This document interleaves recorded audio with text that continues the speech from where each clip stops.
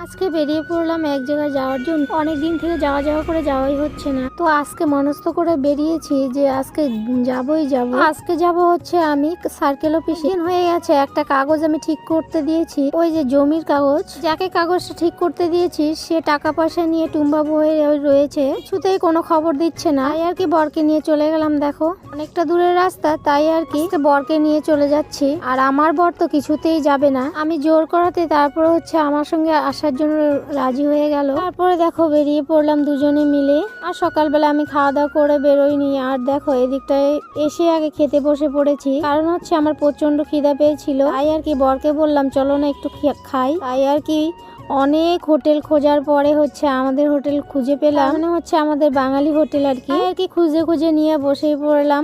আর হচ্ছে যে হোটেলটাতে গিয়েছিলাম সেটা একটা মুখার্জি হোটেল, মানে হচ্ছে ওনার মুখার্জি টাইটেল আর কি। সেখান থেকে খাওয়া দাওয়া শেষ করে আবারও চলে আসলাম এই দেখো সার্কেল অফিসে। এর আগে এসে কিন্তু আমি অনেকটা টাইম এখানটায় বসেছিলাম। ও যাকে আর কি কাগজ ঠিক করতে দিয়েছি সে আর কি আসেইনি। এখন কতটা লেট করে আসলাম, এসো দেখি তখনও আসেনি। একটু আমার ভাইকে ফোন করছিলাম, ভাই চলে আয় তুই। ভাইও চলে আসলো কিন্তু ওনার আর পাত্তা নেই।